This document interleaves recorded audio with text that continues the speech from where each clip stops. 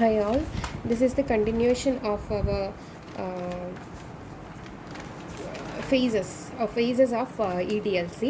അതിനകത്ത് നമ്മൾ ലാസ്റ്റ് നമ്മൾ പറഞ്ഞു നിർത്തിയത് കൺസെപ്ച്വലൈസേഷൻ ഫേസ് ആയിരുന്നു. അതിൻ്റെ ഈ ഫിഗർ ഞാൻ വിട്ടുപോയിട്ട് പറഞ്ഞു തരാനായിട്ട് ഓരോന്നുമില്ല. നമുക്ക് നീഡിൽ നിന്ന് കിട്ടുന്ന statement of needs, otherwise it is known as concept proposal എന്ന് പറയും.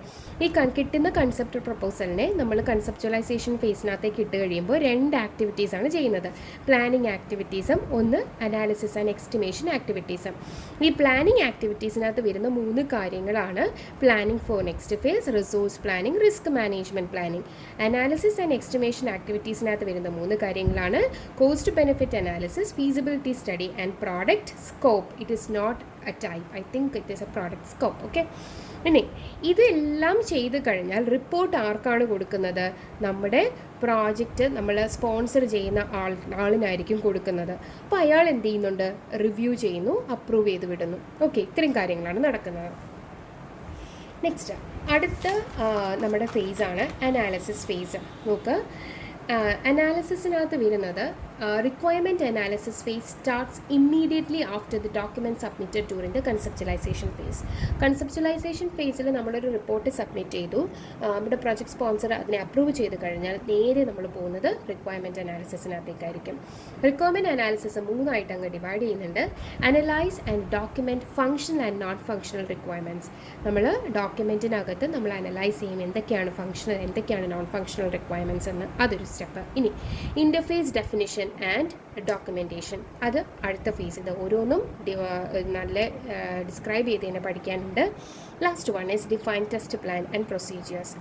ഇതെല്ലാം കൂടി ഇതിനകത്തേക്ക് വരും. റിക്വയർമെൻറ്റ് സ്പെസിഫിക്കേഷൻ ഡോക്യുമെൻ്റ് ആക്കിയിട്ട് ആ ഡോക്യുമെൻറ്റ് നമ്മൾ ഡോക്യുമെൻറ്റ് റിവ്യൂ ചെയ്യാൻ അയക്കും. എന്നിട്ട് എന്ത് ചെയ്യും? റിവ്യൂ ചെയ്തിട്ട് ഇനി അതിനകത്ത് എന്തെങ്കിലും മാറ്റങ്ങൾ പറഞ്ഞിട്ടുണ്ടെങ്കിൽ നമ്മൾ അതിനകത്ത് റീവർക്ക് ചെയ്യും. റീവർക്ക് ഓൺ റിക്വയർമെൻറ്റ്സ് ആൻഡ് ഡോക്യുമെൻറ്റ്സിനകത്ത് ചെയ്യും. നമുക്ക് നോക്കാം ഓരോന്ന്. First one is analyse and documentation. Consolidate the business needs of the product under development. നമ്മൾ ഡെവലപ്പ് ചെയ്യാൻ പോകുന്ന പ്രോഡക്റ്റിൻ്റെ ബിസിനസ് ആവശ്യകത, നീഡ്സുകൾ നമ്മൾ എന്ത് ചെയ്യും? കൺസോൾഡേറ്റ് ചെയ്യും. Analyse the purpose of the product. നമ്മൾ ഉണ്ടാക്കാൻ പോകുന്ന പ്രോഡക്റ്റിൻ്റെ പേർപ്പസ് എന്താണെന്ന് അനലൈസ് ചെയ്യും. അതിൻ്റെ ഫങ്ഷണലും നോൺ ഫങ്ഷണലും റിക്വയർമെൻറ്റ്സ് നമ്മൾ വേർതിരിച്ചെടുക്കും. എന്നിട്ട് ഫങ്ഷണൽ റിക്വയർമെൻറ്റ്സിനെ എന്തൊക്കെ ഡേറ്റാസ് ആ പറയുന്ന ഫങ്ഷന് ചെയ്യാൻ വേണ്ടിയിട്ട് ആവശ്യമാണോ അതെല്ലാം നമ്മൾ കണക്ട് ചെയ്യും. ഓക്കെ, ഫങ്ഷണൽ റിക്വയർമെൻറ്റ്സ് ഡേറ്റാനെ കണക്ട് ചെയ്യും. ഇനി various requirements that need to be address during the requirement analysis phase for a product under consideration. നമ്മൾ ഡെവലപ്പ് ചെയ്യാൻ പോകുന്ന പ്രോഡക്റ്റിൻ്റെ വേരിയസ് റിക്വയർമെൻറ്റ്സ് നമ്മൾ എന്ത് ചെയ്യും? അനലൈസ് ചെയ്യണം. എന്തൊക്കെയാണ്? Functional capabilities like performance, optional characteristics.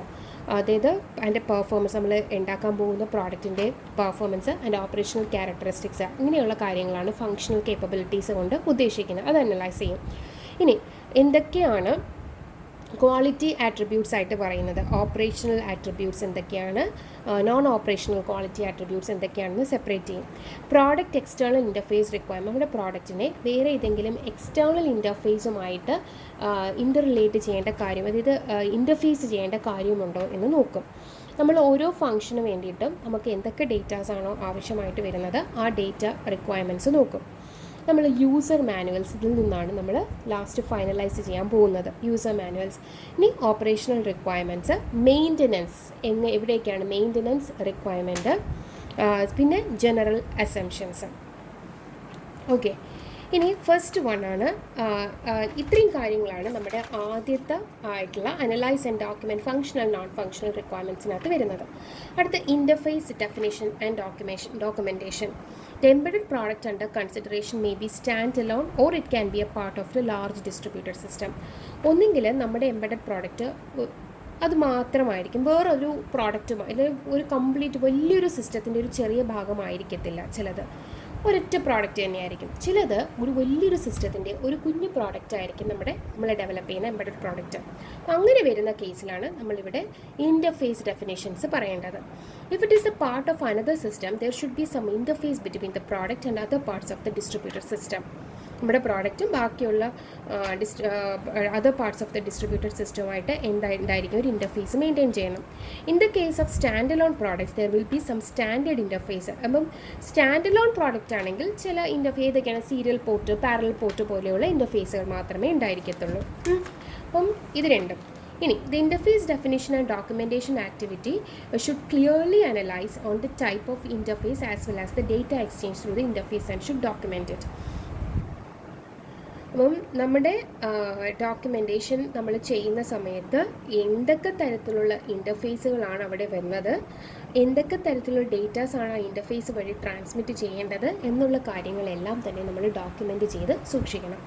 This is essential for the proper information flow through out the life cycle. അതായത് നമ്മുടെ ലൈഫ് സൈക്കിളിൽ നമ്മൾ ഈ പറയുന്ന ഡോക്യുമെൻ്റായിട്ട് സൂക്ഷിച്ചു കഴിഞ്ഞാൽ നമ്മുടെ കംപ്ലീറ്റ് പ്രോഡക്റ്റിൻ്റെ ഫ്ലോയും നമുക്കിത് വെച്ചിട്ട് അനലൈസ് ചെയ്യാൻ പറ്റും. Next one is define text. Third one is define test plan and procedures. ഇത് ഒരു യൂണിവേഴ്സിറ്റി ക്വസ്റ്റ്യൻ ആണ്. ഞാൻ പറന്നുപോയി നിങ്ങളുടെ അടുത്ത് പറയാനായിട്ട്. പ്രോഡക്റ്റ് റീ എൻജിനീയറിംഗ് എന്ന് പറഞ്ഞ് നേരത്തെ നമ്മുടെ നീഡ് ഫേസിൽ വന്നതും ഒരു യൂണിവേഴ്സിറ്റി ക്വസ്റ്റ്യൻ ആണ് കേട്ടോ, പ്രോഡക്റ്റ് റീ എൻജിനീയറിംഗ്. ഇനിയിപ്പോൾ രണ്ടാമത്തെ university define test plan and procedures. What are the different types of testing involved in the development of life cycle എന്ന് ചോദിച്ചിട്ടുണ്ട്. It defines what kind of tests are to be performed and what all should be covered in testing the product. എന്തൊക്കെ തരത്തിലുള്ള ടെസ്റ്റുകളാണ് എന്ന് നമ്മൾ identify ചെയ്യണം, ആവശ്യം വേണ്ടത് എന്ന് ഐഡൻറ്റിഫൈ ചെയ്യണം. അതാണ് മെയിനായിട്ട് ടെസ്റ്റ് പ്ലാൻ കൊണ്ട് ഉദ്ദേശിക്കുന്നത്. Testing and its procedure are essential for ensuring the total quality of the product. നമ്മൾ എന്തിനാണ് ടെസ്റ്റ് ചെയ്യുന്നത്, നമ്മുടെ പ്രോഡക്റ്റ് ക്വാളിറ്റി ഉള്ളതാണോ അല്ലേന്ന് നോക്കാൻ വേണ്ടിയിട്ടാണ് നമ്മൾ ഇടയ്ക്ക് ടെസ്റ്റ് ചെയ്യുന്നത്. ഒരുപാട് തരത്തിലുള്ള ടെസ്റ്റിങ്സ് അവൈലബിൾ ആണ്. അതിൽ മെയിനായിട്ട് 4 ടെസ്റ്റിംഗ് ആണ് അവൈലബിൾ ആയിട്ടുള്ളത് നമുക്ക് പഠിക്കാനുള്ളത്. ഒന്ന് യൂണിറ്റ് ടെസ്റ്റിംഗ്, നിങ്ങൾക്കറിയാം. ഇൻ്റഗ്രേഷൻ ടെസ്റ്റിംഗ് നിങ്ങൾക്കറിയാം. സിസ്റ്റം ടെസ്റ്റിംഗ് അറിയാം. യൂസർ ആക്സെപ്റ്റൻസ് ടെസ്റ്റിംഗ് അറിയാം. അപ്പോൾ ഈ 4 ടെസ്റ്റിംഗ് ആണ് മെയിനായിട്ട് വരുന്ന കണ്ടൻറ്റ്. നമ്മൾ ആദ്യത്തെ യൂണിറ്റ് ടെസ്റ്റിംഗ് നോക്കാം. എന്താണ്? Testing each unit or module of the product independently for required functionality and quality aspects. അപ്പം we are going to test each of the modules separately. ഓരോ മോഡ്യൂൾസും സെപ്പറേറ്റ് ആയിട്ട് നമ്മൾ ടെസ്റ്റ് ചെയ്യുന്നു. And what is integration testing? It is just opposite. That means integrating each modules. ഓരോ modules നമ്മൾ integrate ചെയ്തിട്ട് നമ്മൾ എന്ത് ചെയ്യും, അതിൻ്റെ ഫങ്ഷൻസ് ടെസ്റ്റ് ചെയ്ത് നോക്കും. Next one is system testing. Testing the functional requirements of the product after integration കഴിഞ്ഞതിന് ശേഷം ടോട്ടൽ നമ്മുടെ സിസ്റ്റത്തിൻ്റെ ഫങ്ഷണൽ റിക്വയർമെൻറ്റ്സ് ടെസ്റ്റ് ചെയ്യും. സിസ്റ്റം ടെസ്റ്റിംഗ് റെഫേഴ്സ് ടു, അപ്പം സിസ്റ്റം ടെസ്റ്റിങ്ങിനകത്ത് ഒരുപാട് ടെസ്റ്റിംഗ് വരുന്നുണ്ട്. 8 different types of system testings are there. ഒന്ന് usability testing. Test the usability, പ്രോഡക്റ്റിൻ്റെ യൂസബിലിറ്റി ടെസ്റ്റ് ചെയ്യാനാണ് നമ്മൾ യൂസബിലിറ്റി ടെസ്റ്റിംഗ് നോക്കുന്നത്. ലോഡ് ടെസ്റ്റിംഗ്, നമ്മളത് ഡിഫറെൻറ്റ് ലോഡ് ഇട്ട് കൊടുക്കും. അപ്പം ഡിഫറെൻറ്റ് ലോഡിങ് കണ്ടീഷനിൽ നമ്മുടെ പ്രോഡക്റ്റ് എങ്ങനെയാണ് വർക്ക് ചെയ്യുന്നതെന്ന് നോക്കും. Next security testing the security aspect, നമ്മുടെ പ്രോഡക്റ്റിൻ്റെ സെക്യൂരിറ്റി ആസ്പെക്റ്റിനെ പറ്റിയിട്ട് നോക്കും. സ്കെയിലബിലിറ്റി പ്രോഡക്റ്റ്, അതായത് എക്സ്റ്റെൻഡബിൾ ആണോ, എക്സ്റ്റെൻഡബിൾ ആയിക്കഴിഞ്ഞാൽ എന്തൊക്കെ പ്രശ്നങ്ങൾ വരാം. Testing the scalability aspect of the product. Sanity testing, superficial testing perform to ensure that the product is functioning properly ആണോ എന്ന് ചെക്ക് ചെയ്യുന്നത്. Smoke testing, test to ensure that the crucial requirement for the product of function properly. വളരെ crucial ആയിട്ടുള്ള requirements കറക്റ്റായിട്ട് work ചെയ്യുന്നുണ്ടോ എന്ന് test ചെയ്യുന്നതാണ് smoke testing. Performance testing, testing the performance aspect of the product after integration. അതായത് integration കഴിഞ്ഞു കഴിഞ്ഞാൽ അതിൻ്റെ പെർഫോമൻസിന് വല്ല മാറ്റവും പറ്റിയോ എന്ന് ചെക്ക് ചെയ്യാൻ വേണ്ടിയിട്ടാണ് പെർഫോമൻസ് ടെസ്റ്റിംഗ് യൂസ് ചെയ്യുന്നത്. ഇനി എൻഡ്യൂറൻസ് ടെസ്റ്റിംഗ്, ഡ്യൂറബിലിറ്റി, എത്ര നാൾ നിലനിൽക്കാൻ ചാൻസ് ഉണ്ട്, അതാണ് ഡ്യൂറബിലിറ്റി ടെസ്റ്റിംഗ്, അതായത് എൻഡ്യൂറൻസ് ടെസ്റ്റിംഗ് എന്ന് പറയുന്നത്. And the last testing is, so we already covered the first 3 testing, that is unit testing, integration testing and system testing. Under system testing there are 8 different types of other testings are there. And the fourth one is user acceptance testing, testing the product to ensure it is meeting all the requirement of the end user. End userന്റെ എല്ലാ റിക്വയർമെൻറ്റ്സും അത് meet ചെയ്യുന്നുണ്ടെന്ന് ഉറപ്പ് വരുത്താൻ നമ്മൾ ഉപയോഗിക്കുന്ന testing ആണ് user acceptance testing. At the end all requirements should be put in a template suggested by the standard process model followed by the quality assurance. This document is referred to as requirement specification document. അവസാനം എന്ത് ചെയ്യും, എല്ലാ റിക്വയർമെൻറ്റ്സിനെയും നമ്മളൊരു ടെംപ്ലേറ്റിനകത്തേക്ക് ഒരു template ഉണ്ടാക്കിയിട്ട്, ഒരു standard process മോഡലാണ് suggest ചെയ്യുന്ന ഒരു ടെംപ്ലേറ്റ് ഉണ്ടാക്കിയിട്ട് ആ ടെംപ്ലേറ്റിനകത്ത് ക്വാളിറ്റി അഷുറൻസ് എല്ലാം ഇൻവോൾവ് ആയിരിക്കും. അങ്ങനെ ഒരു ടെംപ്ലേറ്റിനകത്തേക്ക് നമ്മുടെ എല്ലാ റിക്വയർമെൻറ്റ്സിനെയും കൂടി നമ്മൾ ഡോക്യുമെൻ്റ് ആയിട്ട് സൂക്ഷിക്കുന്നതിനാണ് റിക്വയർമെൻറ്റ് സ്പെസിഫിക്കേഷൻ ഡോക്യുമെൻറ്റ്സ് എന്ന് വിളിക്കുന്നത്. ഓക്കെ, ഈ പറയുന്ന ഡോക്യുമെൻറ്റ് ഉണ്ടാക്കി കഴിഞ്ഞാൽ നിങ്ങൾ ആ ഫിഗർ നോക്കിയാൽ മതി. ഞാനൊരു ഫിഗർ പറഞ്ഞല്ലോ, ഈ റിക്വയർമെൻറ്റ് സ്പെസിഫിക്കേഷൻ ഡോക്യുമെൻറ്റ് ഉണ്ടാക്കും ഈ 3 സംഭവങ്ങളും ചേർത്ത് വെച്ചിട്ട്. ഇനി ഈ പറയുന്ന ഡോക്യുമെൻറ്റ് ആർക്ക് അയച്ചു കൊടുക്കും? It is then send out for review by the client and the client after reviewing the requirement specification document communicates back with the review comments.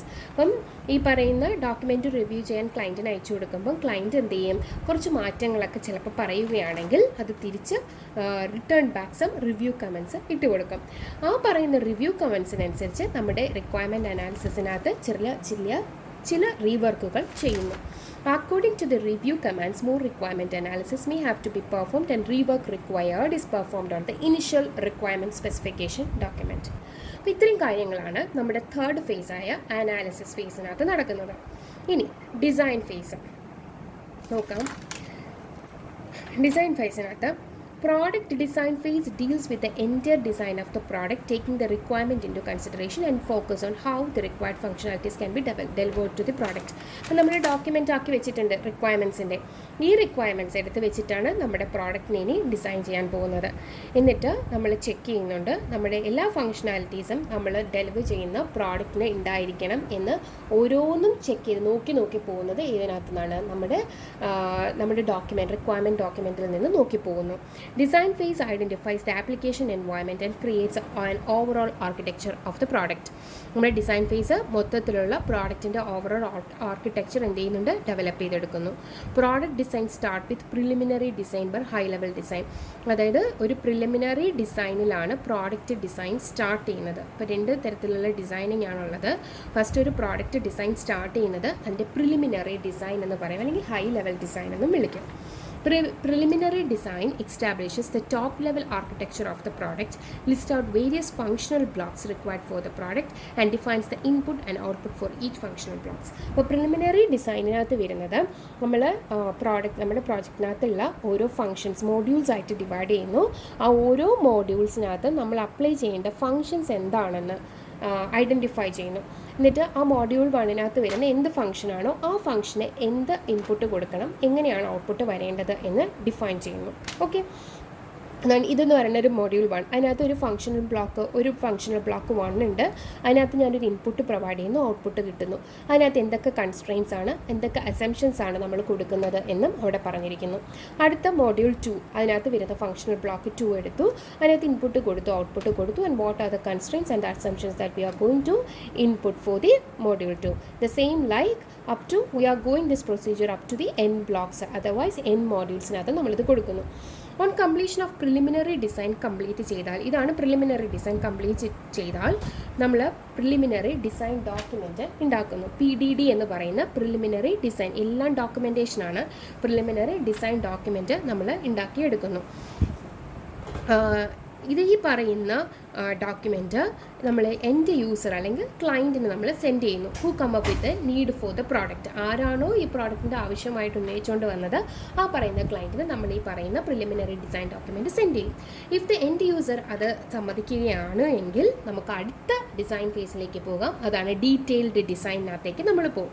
Detailed design എന്ന് പറയുന്നത് ഒരു ഡീറ്റെയിൽഡ് ആയിട്ടുള്ള ആർക്കിടെക്ചർ ജനറേറ്റ് ചെയ്യും. അതായത് ആ പറയുന്ന ഫംഗ്ഷൻസിനകത്ത് വേണ്ട ഓരോ കമ്പോണൻസിനെ പറ്റിയും പറയും. ഇവിടെ ഒരു ഫംഗ്ഷൻ മാത്രമേ നമ്മൾ പറഞ്ഞിരുന്നുള്ളൂ. ഇനി ഈ ഫംഗ്ഷൻ ബ്ലോക്കിന് ആവശ്യമായിട്ടുള്ള കമ്പോണൻസ് എന്തൊക്കെയാണോ അത് പറയും. പിന്നെ ഇൻ്റർ കണക്ഷൻ ഇൻവോൾവ് ചെയ്തിട്ടുണ്ടെങ്കിൽ ആ പറയുന്ന ഫംഗ്ഷൻസ് ബ്ലോക്സ് തമ്മിൽ എങ്ങനെയാണ് ഇൻ്റർ കണക്ട് ചെയ്തിരിക്കുന്നത് അങ്ങനെയുള്ളതും കൂടി ആർക്കിടെക്ചറും കൂടി കാണിക്കും. അപ്പം the detailed design also needs to be reviewed and get approved by the end user. end user നിന്ന് approval മേടിച്ചിരിക്കണം. if the end user wants modification, ഈ ഡിസൈനിൽ വീണ്ടും മോഡിഫിക്കേഷൻ ഉണ്ടെങ്കിൽ റിവ്യൂ കമൻസ് ഇടും. അതിനനുസരിച്ച് നമ്മൾ വർക്ക് ചെയ്ത് കൊടുക്കണം. അപ്പോൾ നോക്ക്, ഇങ്ങനെയാണ് ഇത് ഒരു മൊഡ്യൂളാണ്. ഈ മൊഡ്യൂൾ 1 M1-ൽ നിന്നും ഈ ഒരു ഫംഗ്ഷനകത്ത് 2 കമ്പോണൻസിൻ്റെ ആവശ്യം വരുന്നുണ്ട്. C1 C2 എന്ന് പറയുന്ന 2 കമ്പോണൻസ്. ഈ 2 കമ്പോണൻസ് ഈ പറയുന്നതിന് നമ്മൾ കൊടുക്കുന്ന കൺസ്ട്രെയിൻസും അസംപ്ഷൻസും കാണും. എങ്ങനെ 2 കമ്പോണൻസ് തമ്മിൽ എങ്ങനെ ഇൻ്റർ കണക്ഷൻ നടത്തിയിരിക്കുന്നു അതും കാണിക്കും. ഇൻപുട്ടും കാണും, ഔട്ട്പുട്ടും കാണും. ഇതുപോലെ എത്ര കാണും? n number of modules use ചെയ്യുകയാണെങ്കിൽ n നമ്പർ ഓഫ് മോഡ്യൂൾസിൽ ഈ പറയുന്നത് I എന്ന് പറയുന്ന ഇൻപുട്ട്, O എന്ന് പറയുന്ന ഔട്ട്പുട്ട്, C എന്ന് പറയുന്ന കൺസ്ട്രെയിൻസ്, A എന്ന് പറയുന്ന assumption, C1 C2 components, IC is a interconnection and M is the module. And what are the various activities involved in the design phase? First one is preliminary design. Preliminary design കഴിഞ്ഞാൽ നമ്മളൊരു preliminary design document ഉണ്ടാക്കും.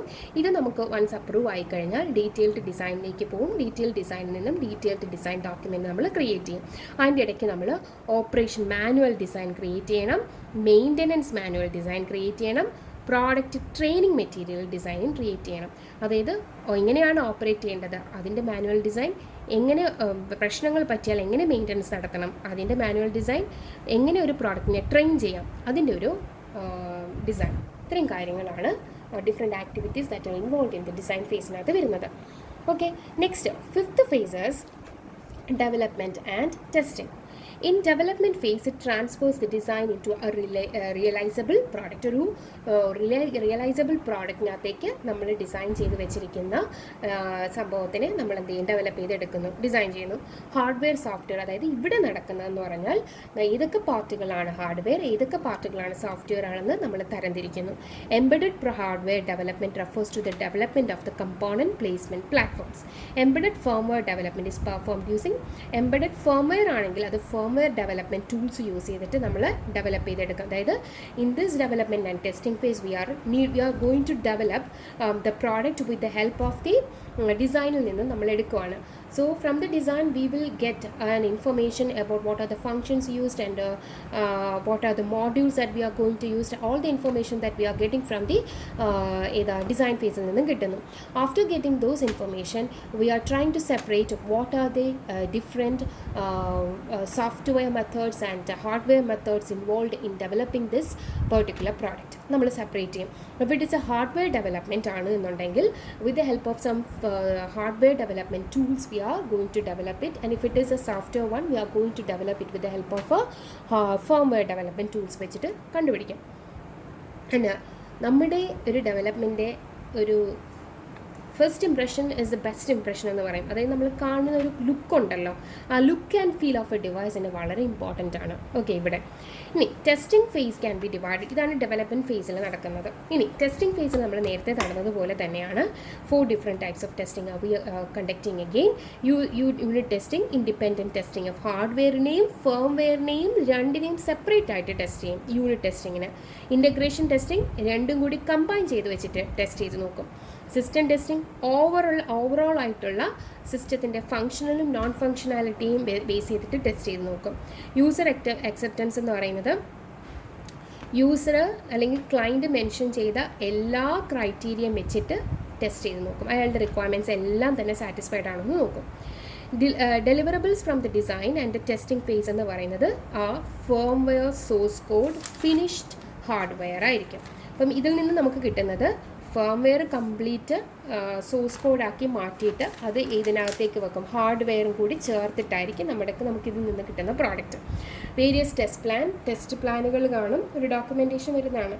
എന്തൊക്കെ test ചെയ്യണം, എന്തൊക്കെ test കേസസുകൾ നമ്മൾ involve ചെയ്യണം, എന്തൊക്കെ test റിപ്പോർട്ടുകൾ, എന്തൊക്കെ ടെസ്റ്റ് നടത്തി ആ കാര്യങ്ങളെല്ലാം നമ്മൾ അതിനകത്ത് നിന്ന് എന്തൊക്കെയാണ് ഔട്ട്കം വന്നത്, ഓരോ ടെസ്റ്റ് നടത്തിയപ്പോൾ എന്തൊക്കെയാണ് ഔട്ട്കം വന്നതെന്നുള്ള കാര്യങ്ങളെല്ലാം കൂടി ഡോക്യുമെൻറ്റ് ചെയ്ത് അയക്കുന്നു. 6th one is deployment.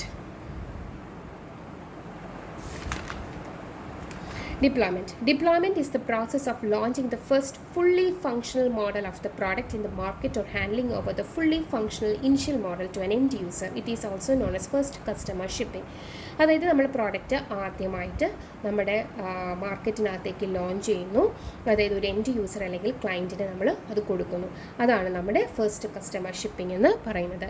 Important task perform during the deployment ഫേസിൽ നമ്മൾ നടത്തേണ്ട ഒരു 4 ഇമ്പോർട്ടൻറ്റ് ടാസ്കുകളാണ്. നോട്ടിഫിക്കേഷൻ ഓഫ് പ്രോഡക്റ്റ് ഡിപ്ലോയ്മെൻറ്റ്, അതായത് പ്രോഡക്റ്റ് ഡിപ്ലോയ് ചെയ്യുന്നതിന് മുന്നേ ഉള്ളൊരു നോട്ടിഫിക്കേഷൻസ് നമ്മൾ കൊടുക്കണം.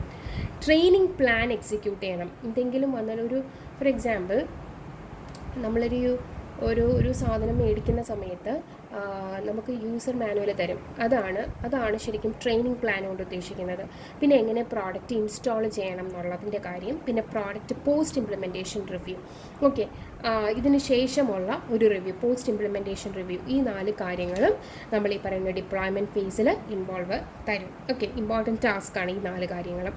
Next one is a support phase. Support phase deals with the operation and maintenance of the product in a production environment. അപ്പോൾ പ്രൊഡക്ഷൻ എൻവയോൺമെൻറ്റ്, പ്രോഡക്റ്റ് നമ്മൾ വിപണിയിൽ മാർക്കറ്റിൽ ഇറക്കി ആ സമയത്ത് ഉണ്ടാവുന്ന ഓപ്പറേഷൻസ്, ആ സമയത്ത് ഡീൽ ചെയ്യുന്ന കുറച്ച് മെയിൻ്റനൻസ് പ്രോബ്ലത്തിനെയാണ് നമ്മൾ സപ്പോർട്ട് ഫേസ് എന്ന് പറയുന്നത്.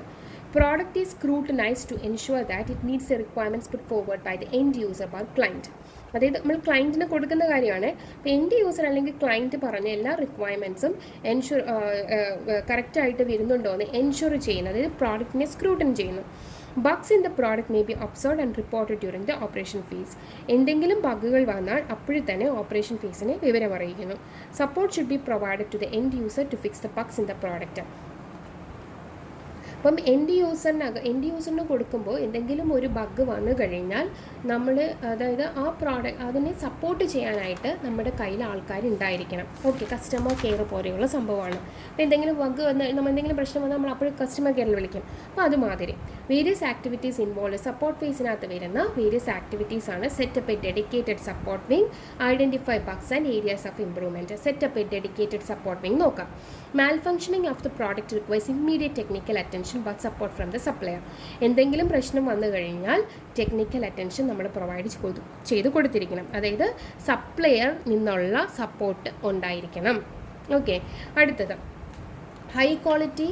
Set up a dedicated support wing and ensure high quality services delivered to end user. End userന് ഹൈ ക്വാളിറ്റി ആയിട്ടുള്ള സർവീസ് ആണ് പ്രൊവൈഡ് ചെയ്യുന്നതെന്ന് നമ്മൾ ഉറപ്പുവരുത്തണം. അതായത് നല്ല കസ്റ്റമർ സർവീസ് ആണെന്ന് ഉറപ്പുവരുത്തണം. After service plays significant role. ഇപ്പം നല്ല കസ്റ്റമർ, ഇപ്പം ഒരു പ്രോഡക്റ്റ് നല്ലതാണ് ഒന്ന് പറഞ്ഞ് നമ്മളെല്ലാവരും മേടിച്ചു, പക്ഷേ ആ പ്രോഡക്റ്റ് നല്ലതായിട്ട് കാര്യമില്ല. എന്തെങ്കിലും പ്രശ്നം വരുമ്പോൾ കസ്റ്റമർ സർവീസും എന്തായിരിക്കണം, നല്ലതാണെങ്കിൽ മാത്രമേ നല്ല അഭിപ്രായം പറയത്തുള്ളൂ. So after service play a significant role in product movement in commercial market. The support wing should be set up in such a way that they are easily reachable through email, phone or fax etc. Then identify. Next one is next point of a support phase is identify bugs and areas of improvement. None of the product, ഒരു പ്രോഡക്റ്റും bug free അല്ല. നമ്മുടെ മാർക്കറ്റിൽ ഇറങ്ങുന്ന എല്ലാ പ്രോഡക്റ്റിനും എന്തെങ്കിലുമൊക്കെ disadvantages ഉണ്ടായിരിക്കും. ആ ഡിസഡ്വാൻറ്റേജസിനെ overcome ചെയ്തിട്ടാണ് അടുത്ത അപ്ഡേറ്റഡ് ആയിട്ടുള്ള വേർഷൻസ് ഇറങ്ങുന്നത്. So even if we take utmost care in design, development and implementation of product, there can be bugs in it, and the bugs reveal its real identity when the conditions are favoring to them. എപ്പോഴാണോ അതിൻ്റെ ആ ബഗ്ഗിൻ്റെ conditions favour ആവുന്നത് ആ സമയത്തായിരിക്കും അത് അതിൻ്റെ ശരിക്കുള്ള സ്വഭാവം അത് പുറത്തെടുക്കുന്നത്. It is very essential to stay connected with the end user and know their needs for the survival of the product. Product മാർക്കറ്റിൽ സർവൈവ് ചെയ്യണമെങ്കിൽ ആ പറയുന്ന എൻഡ് യൂസറുമായിട്ട് എപ്പോഴും നമ്മളൊരു ഡീൽ ഉണ്ടായിരിക്കണം. Give the end user a chance to. അപ്പം end യൂസറിന് ഒരു ചാൻസ് കൊടുക്കണം. എന്തൊക്കെയാണ് ഇനി നമ്മുടെ പ്രോഡക്റ്റിനകത്ത്, എന്തൊക്കെയാണ് നമ്മുടെ പ്രോഡക്റ്റിൻ്റെ പോരായ്മകളെന്ന് എൻഡ് യൂസറിന് ഒരു ചാൻസ് കൊടുക്കാം. ആ പോരായ്മകളായിരിക്കണം നമ്മൾ നെക്സ്റ്റ് വരുന്ന ഫേസിൽ, അതായത് നെക്സ്റ്റ് അപ്ഗ്രേഡഡ് വേർഷനിൽ ഈ പറയുന്ന പോരായ്മകളെ വെച്ചിട്ടാണ് ഇവരെന്ത് ചെയ്യുന്നത്, ഇമ്പ്രൂവ് ചെയ്യാൻ നോക്കുന്നത് ഒരു പ്രോഡക്റ്റിനെ. So modifications and feature enhancements can be done through user feedbacks. Contact product specific service and collect as much data as possible from the end യൂസറിൽ നിന്ന് ഇങ്ങനെയുള്ള ഡേറ്റാസ് ഒരുപാട് കളക്ട് ചെയ്യുന്നുണ്ട്. Next phase is upgrade phase. Upgradation of the product are done. 2 reason കാരണമാണ് ഇവർ upgrade ചെയ്യുന്നത്. ഒന്ന്, എന്തെങ്കിലും മേജർ ബഗ് വന്നാൽ അതിനെ റിസോൾവ് ചെയ്തിട്ട് അത് അപ്ഗ്രേഡ് ചെയ്തിറക്കും. ഒന്ന് ഫീച്ചർ, എന്തെങ്കിലും ഫീച്ചറിനെ എൻഹാൻസ് ചെയ്യാനായിട്ട് നമ്മൾ ഇറക്കും. ഈ 2 കാര്യങ്ങൾ, ഒന്ന് ഓറിട്ടാണ് എഴുതിയിരിക്കുന്നത്, major bug fixes or feature enhancement. 2 തരത്തിലുള്ള എൻഹാൻസ്മെൻ്റ് ആണ് ഇവിടെ നടക്കുന്നത്. ഒന്ന് ഹാർഡ്വെയർ എൻഹാൻസ്മെൻറ്റും ഒന്ന് സോഫ്റ്റ്വെയർ എൻഹാൻസ്മെൻറ്റും. Releasing of new version for the product which is already exist in the market. ഒരു മാർക്കറ്റിനകത്തുള്ള ഓൾറെഡി എക്സിസ്റ്റ് ചെയ്യുന്ന മാർക്കറ്റിനകത്തുള്ള സംഭവത്തിൻ്റെ എക്സ്റ്റൻഡഡ് വേർഷൻ ഇറക്കുന്നതിനാണ് നമ്മൾ അപ്ഗ്രേഡ് എന്ന് പറയുന്നത്. ഇനി റിട്ടയർമെൻറ്റ് ആൻഡ് ഡിസ്പോസൽ. ഇത് യൂണിവേഴ്സിറ്റി ക്വസ്റ്റ്യൻ ആണ്. എപ്പോഴൊക്കെയാണ് നമ്മളൊരു പ്രോഡക്റ്റിനെ ഡിസ്പോസ് ചെയ്യുന്നത്? Everything changes. The technology you feel as the most advance and the best today may not be the same tomorrow. ഇന്ന് നല്ലതാണെന്ന് തോന്നുന്ന ടെക്നോളജികളെന്ന് നാളെ എന്തായി മാറും, നല്ലതല്ല എന്ന് തോന്നും. Due to this the product cannot sustain in the market for long. ഇത് കാരണം തന്നെയാണ് നമ്മുടെ മാർക്കറ്റിൽ അധികം നാളൊരു സംഭവങ്ങളും ഭയങ്കര ബൂമായിട്ട് നിൽക്കത്തില്ല. റിട്ടയർമെൻറ്റ് നടക്കാനുള്ള ഒരു കാരണം റാപ്പിഡ് ടെക്നോളജി ആൻഡ് അഡ്വാൻസ്മെൻറ്റ്. നമ്മുടെ ടെക്നോളജിയുടെ ഈ പറയുന്ന വികസനം, അതായത് ഈ പറയുന്ന ടെക്നോളജി എൻഹാൻസ് ചെയ്യുന്നത് കാരണമുണ്ടാകുന്ന പ്രശ്നം. ഇനി യൂസർ നീഡ്സിൻ്റെ ഇൻക്രീസ്ഡ് യൂസർ നീഡ്സ്, ഒരുപാട് ആൾക്കാർ ഒരുപാട് ഇങ്ങനെയുള്ള കാര്യങ്ങൾ വേണം, ഇനി ഇതിങ്ങനെ ആഡ് ചെയ്താൽ കൊള്ളാം, ഇത് ചെയ്തിരുന്നെങ്കിൽ നന്നായിരുന്നു എന്ന് പറയുന്ന രീതിയിലുള്ള യൂസർ നീഡുകൾ കൂടുതലാണ് എങ്കിൽ നമ്മൾ എന്ത് ചെയ്യും? ഈ പറയുന്ന ഡിസ്പോസ് ചെയ്യും. ദാറ്റ് മീൻസ് പ്രശ്നങ്ങൾ, ഓരോ പ്രോഡക്റ്റിന് ഒരു ഡിസഡ്വാൻറ്റേജസ് ഇങ്ങനെ ഒരുപാട് കൂടി വരുമ്പോഴും നമ്മൾ എന്ത് ചെയ്യും? ഡിസ്പോസ് ചെയ്യും. The product has to be disposed on right time before it causes the loss. എന്തെങ്കിലും നഷ്ടം ഉണ്ടാകുന്ന സമയത്തിന് മുന്നേ തന്നെ നമ്മുടെ ഈ പ്രോഡക്റ്റ് റൈറ്റ് ടൈമിൽ തന്നെ ഡിസ്പോസ് ചെയ്തിരിക്കണം. So these are the 9 phases of embedded life സൈക്കിളിനകത്ത്, എംബഡഡ് സിസ്റ്റം ലൈഫ് സൈക്കിളിനകത്ത് EDLCനകത്ത് വരുന്ന 9 ഫേസസ് ആണ്. അപ്പോൾ ഇത് വളരെ ഇമ്പോർട്ടൻ്റ് ആണ്. ഈ പറയുന്ന ടോപ്പിക്ക് വളരെ നന്നായിട്ട് പഠിക്കുക. Okay, thank you.